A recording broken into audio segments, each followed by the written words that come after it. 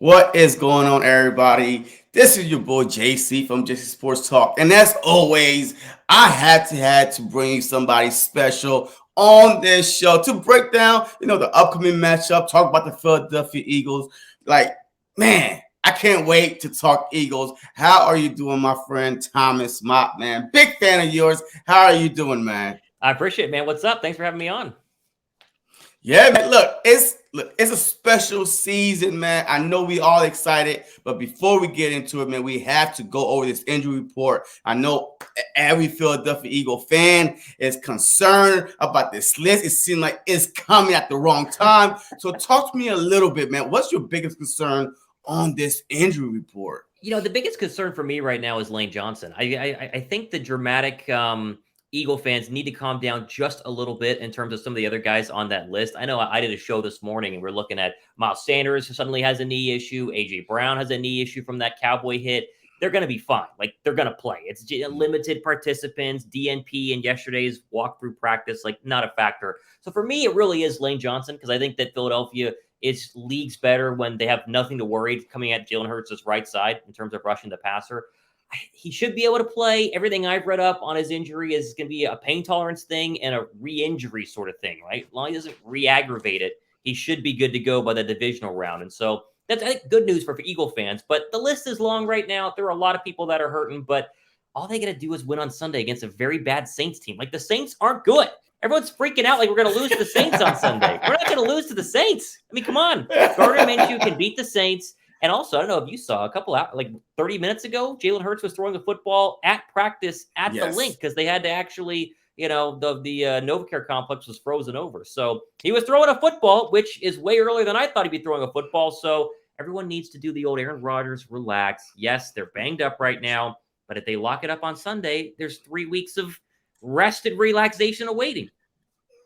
Absolutely. So with the whole Lane Johnson, yes, we know he opted out not to get surgery. I mean, do you feel like, man, it was a smart idea? Because, and look, we all know this type of injuries could come and go. Yeah. Especially if we are trying to make a deep run into the playoffs. And who knows? I mean, like, what would you rather him do? Just have the surgery, man. It's come back healthy next year. Just train up. Let Driscoll get some reps at that position, and hopefully by the time we get to the divisional round, the NFC Championship, he'll be, have that continuity with the rest of the offensive line. Do you think that Lane Johnson should just say, "Hey, man, I see you next year, buddy"? It's a good question. I think the issue that a lot of people don't, I don't know if they don't understand it, but they haven't looked into it enough. It's like a 10-week recovery. So even if he were to have it now, he's for sure good to go for the 2023 season. But if he waited till after the Super Bowl, he would still be ready for OTAs. And so I think Lane talked to the doctors and said, "Hey, guys, can I play with it?" And they probably said, "Yes, you can, but there's a good chance of re-aggravating it." He said, "Well, how good is the chance?" And I bet even if they said, 30% chance, 40% chance, Lane looked at his options and he understands he only has 3, maybe 4 years left in Philadelphia, if that. He's talked about retiring a little bit early too, even as early as maybe 2 years from now. I think he understands the risk, but I think that he wants to try to go win a Super Bowl. I think this is the best football team he's ever been a part of, and he was a part of the 2017 team. So even if you get 80% Lane Johnson in the divisional round or 85% in the NFC Championship game, I'd still take that over Driscoll. And it's not to say Driscoll's bad by any means. I think he's a very good backup right tackle, but he's not Lane Johnson, who right now is the best right tackle in football. So, and essentially you're getting a scenario where Lane can rest up. He's going to get 3 weeks. If you want to wait to the NFC Championship game, 4 weeks to go ahead and heal up as much as possible. And all that time, Jack Driscoll's getting reps because he'll play on Sunday. He's going to play in the Week 18 matchup. He'll have the rest, and then he'll play in the divisional round if Lane doesn't. And so Driscoll will be able to have a couple of games underneath him in case Lane comes out and either gets hurt really quickly or isn't ready to go as soon as we thought he would be. So I think it's obviously not an ideal situation, but foregoing the surgery and waiting till the end of the year seemed like the right move just based on the fact that he can rehab all offseason and be good to go for 2023. So Avant Maddox, another big injury that happened this past week against the Cowboys. We saw Scott in there, Undesired Scott. CD Lamb had a little day, with him. So how concerned are you at that position? And should the Philadelphia Eagles look possibly bring in a LeBlanc? He kind of hint Yeah. That he's ready to, that he's healthy and ready to come play football, because we all know that CJ, he's not ready to come back yet. He wasn't activated off the IR. So, like, should we go out there and just bring him back, or just wait till CJ get back and then put him back at the slot, the nickel corner, and that Yeah. Blankenship play safety? I think that's what they're going to do, because CJ's not going to play on Sunday. I'd be shocked if he does. I think we talk about re-injuring. When you have a lacerated kidney, one good shot there, you could really mess things up. I think they're going to let CJ sit until the divisional round. And if that's the case, then he can just slide into his natural position at the slot where he played for most of his career and keep Blankenship as the main safety. Or if he starts stinking, can move Anthony Harris up there and elevate him from the practice squad. Josiah Scott's not awful. I think he was put in some really bad situations against the Dallas Cowboys. Like, he's had his moments. He had a really good game against I'm trying to think. Did we see the Packer game or something like that? He's not terrible, but he's not great. I think the issue right now with Philadelphia is that neither one of their corners travel. And I think that's the perk of Trayvon Diggs. And I know Eagle fans rip on Trayvon Diggs, and A.J. Brown got the better of him a couple of plays a couple of weeks ago, but Diggs followed Brown. And it was an issue. I mean, Brown was pretty quiet when Trayvon Diggs was following him all over the football field. Bradbury and Slade don't. Now, they can move a little bit, but they don't follow people. I think if you play Dallas again, and maybe, I guess, San Francisco as well with Deebo Samuel, those two players are worth following. And that would be meaning Jonathan Gannon has to kind of, put his pride away a little bit, tweak the defense a little bit, and let his best players be his best players. And I think that's kind of their best option right now, because you don't need CJ for the rest of the regular season, because, again, we should beat the Saints. This shouldn't be an issue. Week 18 won't matter. You get the rest, and then you come back, and then you can move CJ, whether he be a safety in base packages, or he's a nickel in nickel packages, or a slot guy in nickel packages. That's the best option for me right now. LeBlanc is interesting and fun, but when you look it up, it's like he hasn't played football in how long? And there are some guys who can come off the street and really perform. I think Linval Joseph and Ndamukong Suh showcased that, but even they hardly played in that first game. Like, they got a couple of snaps, but it wasn't like they played a full defensive tackle workload. And I'd be worried about putting in LeBlanc and then getting him up to speed, and then him still getting torched by CeeDee Lamb in the divisional round. So I think we just sit tight. I think you get CJ Gardner-Johnson back, you're going to be just fine with him in the slot, and then keep Blankenship at the safety position. But the main issue is, why can't Gannon move some people around? I don't understand why can't Slay travel? He traveled with Detroit. I mean, it's not like he doesn't know how to travel. Why can't we go ahead and start implementing that and getting ready for what is most likely the Dallas Cowboys in the divisional round? So, speaking of Gannon, how impressed are you, or not impressed are you with this defense? This defense have over 60-something sacks, 4 straight games with 6+ sacks. I mean, yes, we give Gannon a lot of heat.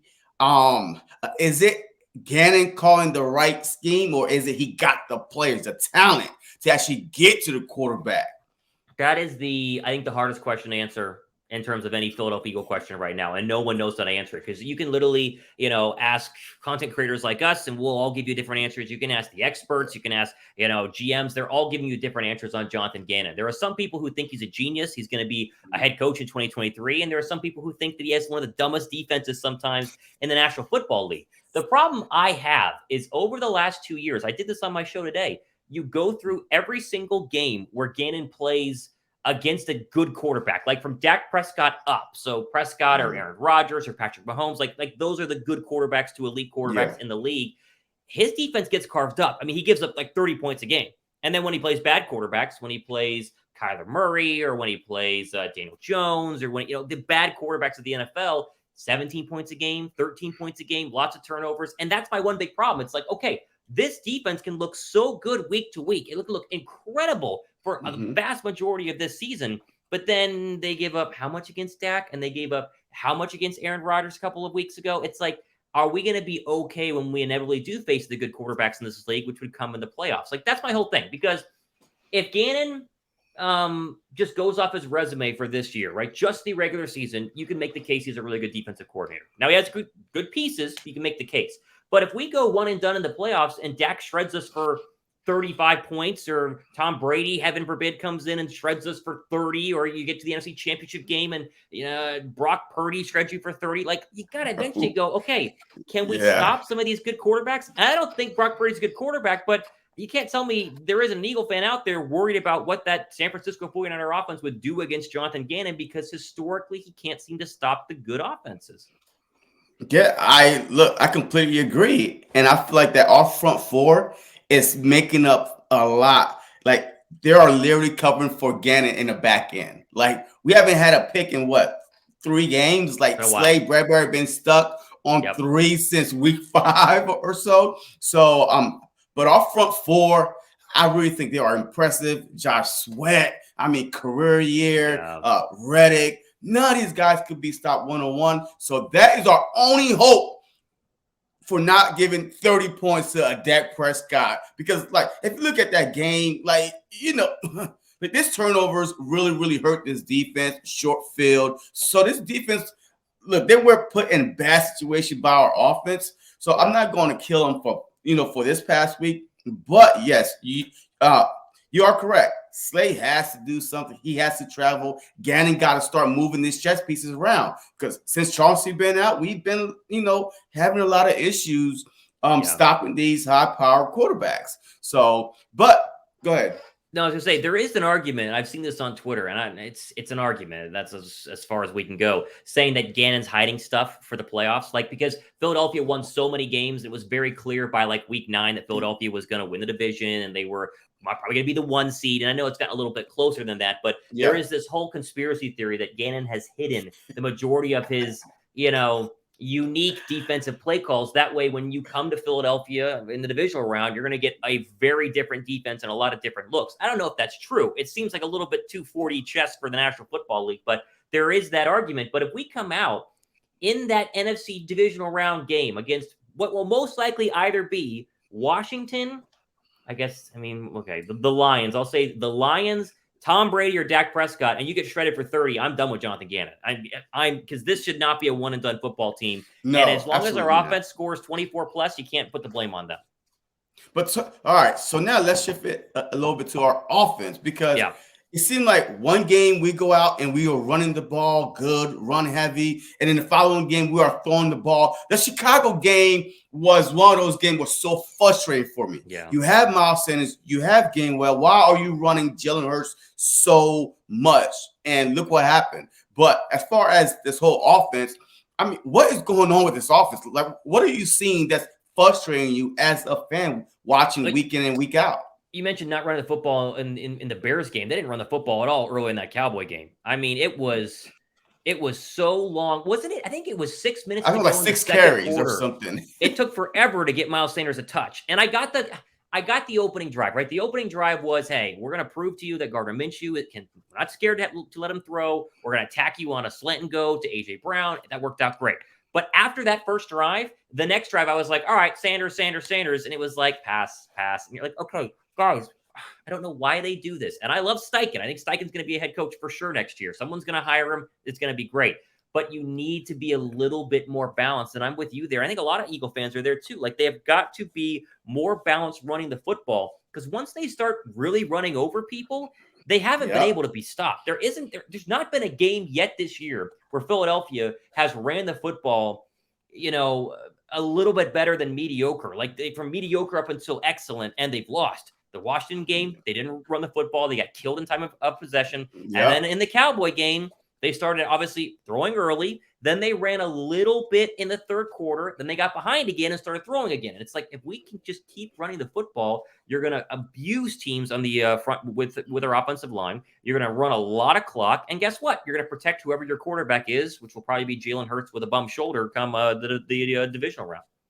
Yeah. All right. So, hey, let's shift over to the Saints game. All right. So the Saints are coming to town. Jalen Hurts has owned the Saints since he started playing as a rookie. He shred them every time.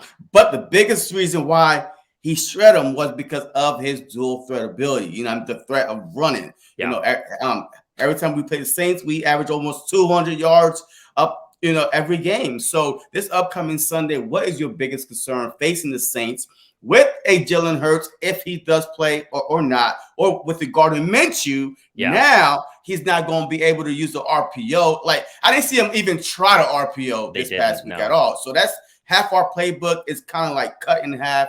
So what's your biggest concern on this? Well, First off, to address the Jalen Hurts thing, I wouldn't play him. And I know a lot of people wanted to play. I wouldn't play him. I mean, I don't care if the doctor said he's 80%. I wouldn't play him. I think you can beat the Saints without him. If Philadelphia can't beat the Saints at home with everybody but Jalen Hurts, I mean, then we got to really tamper down our expectations of a Super Bowl, because I get the idea how great Jalen Hurts is, and trust me, he's the MVP, but you should be able to put away what is a terrible football team in the New Orleans Saints. Either way, I would sit Hurts. I would start Minshew. I would win that football game, and I would play the Week 18 matchup against the Giants like a preseason game. I would waltz Hurts out there because he's probably going to be good to go. If he was throwing today, he's probably okay to throw in Week 18. I would treat that as a preseason game. The starters would get a couple of series until I knew that the offense looks good. Yank them, let them sit. That way you don't have 5 weeks off for Jalen Hurts and all this time off for the offense. I would treat it as a preseason game. The Saints, for me, though, it's not a worry. I don't have any worry with the Saints. Alvin Kamara has been a little bit banged up.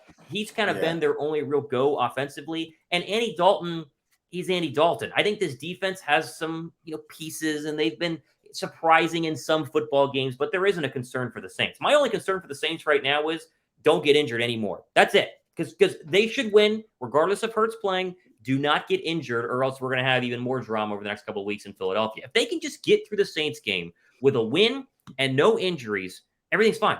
Like all the drama, and I've seen a lot of comments on my show saying, "Oh, the season's going downhill," and the drama.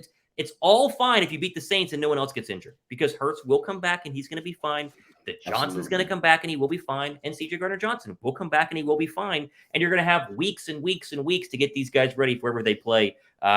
Most likely Dallas. Yeah, and Chris Olave, bad hamstring. He didn't play last week, so he might not even play this week, but who knows? But I'm with you. Like, I'm not worried about the Saints.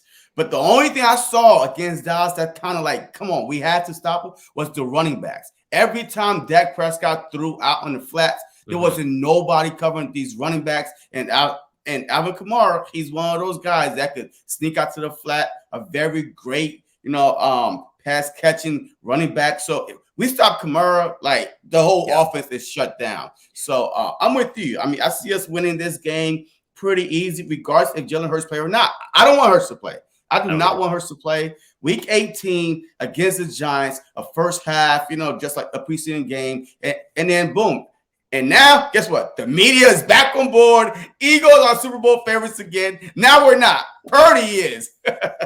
Isn't it funny how the national media works? And I've sat in those rooms. I've been in some of the production interns on big shows in New York City, and it's amazing how they work in terms of Philadelphia. Because for every other team, they seem to have good things to say. I mean, you turn on ESPN, you turn on Fox Sports, they'll make an argument for the Vikings, and then they'll make an argument for Brock Purdy and the 49ers. Trust me, they love Brock Purdy right now. They love him, and he's been impressive. But come on, it's like, geez, it's been 2 games. But then you start talking about Philadelphia, the first thing they say is injuries, Jalen Hurts. We forget that San Francisco is extremely banged up this year. Before this most recent injury to the quarterback, they had a ton of injuries, and they don't even talk about the fact that Deebo Samuel basically has a serious ankle injury and is never going to be 100% through the rest of the year. This whole idea that San Francisco is this juggernaut in the NFC doesn't make sense to me. Are they good? Yes. Can they beat Philadelphia? For sure. But you're looking at a scenario where Brock Purdy is going to have to essentially win the next 2 weeks to lock up the 2 seed. So he has 2 very important games. Now, the Raiders are Sunday, so whatever. Next 2 weeks, he's got to win both of those. Then he's going to host a wild card game. So this 7th round draft pick has to host and win a wild card game. Then he's going to probably host and play the Vikings in the divisional round. Got to win 2 playoff games. Then go to Philadelphia in an NFC championship game and win that one on the road just to make a Super Bowl. There's no way a 7th round draft pick, final pick, Mr. Irrelevant, is going to win 3 playoff games, 2 of which could be on the road. There's just no way. And guess what? If I'm wrong, then you can come at me on Twitter and all people watching can, freak out. But really, would you really bet your own money on Brock Purdy winning 3 playoff games over Jalen Hurts and the Eagles? I just don't. Nope. Look, I know that the 49ers defense are number 1 somewhere, somehow. But our defensive line is ranked number 1 in sacks. So regardless who we play, I feel good going into the playoff because of our defensive front. There are monsters out there. So we're about to get you out of here. So give me your 3 keys to victory on Sunday and your score prediction if you feel comfortable. Okay, let me think about this. Three keys. One, of course, is stopping Alvin Kamara. Two is going to be settling Gardner Minshew down a little bit. Gardner was great early in the Cowboy game, and then once it was no longer like Philadelphia was in control, you could see he started to get a little tense because then the pressure started to come, and it was like, oh, Gardner, you got to win this game, and you got to make sure you don't, blow it because the fans are going to hate you, and you're trying to get a job next year. You can see he got a little bit of happy feet, and on that 4th and 10, he got a lot of happy feet because he had Devontae Smith open, and he just sits in the pocket. He makes a pretty good throw. They probably get the first down and win the football game. Settle Gardner in. Give him some throws, but also get the run game going, then play action, roll him out, hit a tight end. I mean, there are very easy ways for a lot of NFL coordinators to settle down young quarterbacks. That's how I treat Gardner in this one. Get out to the lead.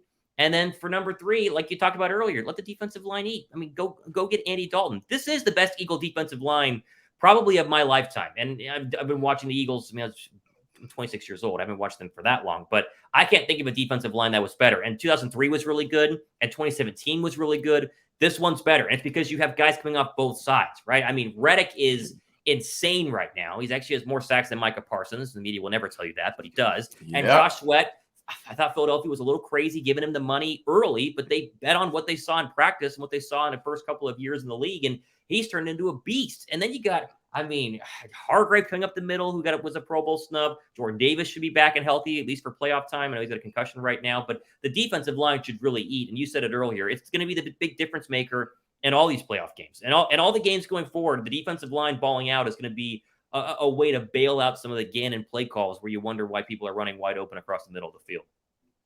Yeah, I agree. And your score prediction? Oh, score prediction. I think it should be 31-17. It should be big. This should be like any other week we've seen this year where Philadelphia plays an inferior team. It should be the Titans game. It should be the Giants game. Like, it should be very, very unexciting. I think we just have a fun first half. You blow them out, and then you just kind of cruise to the victory. You get the media off your back, and then you go treat week 18 like a playoff game, get Hurts healthy, and then anything can happen, man. I mean, come on. You and I both know that this is a serious football team, and there's a really good chance that we could be in Arizona for a Super Bowl. Never guaranteed. We've had good teams before, but this team should win one playoff game, and if they win one playoff game, we're in the NFC Championship game, and anything's possible. That's it. Anything's possible. So yes, I do agree with you. I feel like we stopped Kamara. That's it. But we had to establish it on ourselves. We had to start fitting Miles Sanders, Gainwell, Boston Scott. Like, stop trying to make Minshew audition for another team. Look, all right. He's good enough to start on another team, but we don't have to go out there and say, go and show the other team, Minshew, what you could do. No. I mean, there's enough tape out there with Minshew, okay? So establish the run. Defensive line have to eat. Dalton, look, I watched plenty of Saints game this year. Unfortunately, on TV. Like, this dude could throw multiple interceptions at a time. Once he start throwing them, I mean, it's like a roller coaster. So defense have to be ready. And big play Slade, Bradbury. I need a pick, man. Where y'all at, man? Y'all Pro Bowl corners, Pro Bowl alternates. Where y'all at? I need a pick. I need a big game from this whole team so we could shut up the media and just go into this bye week, when week 18, a bye week, as a favorite again. Or even if we underdog, I could care less, especially at the length. Good luck. Good luck. Do not let the dog mask come out again this year. We're on the road.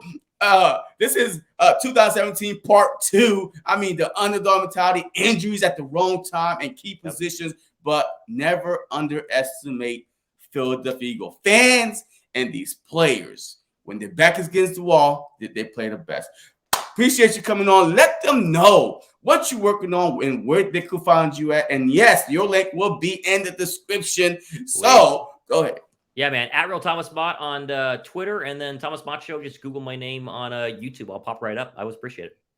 Yes, sir. Yes, sir. And as always, man, if y'all not subscribed to this channel, please make sure y'all hit that subscribe button, that like button. It pushes this channel out on the road to 4K. I love you all. This channel cannot grow without none of y'all. Even if you're not an Eagles fan, look, I do play-by-play for a lot of teams. For primetime game tonight, I'll be doing one for the Cowboys Titan game. I don't know how long I'll be staying on, because that game might be a blowout by the first quarter, but we will see though.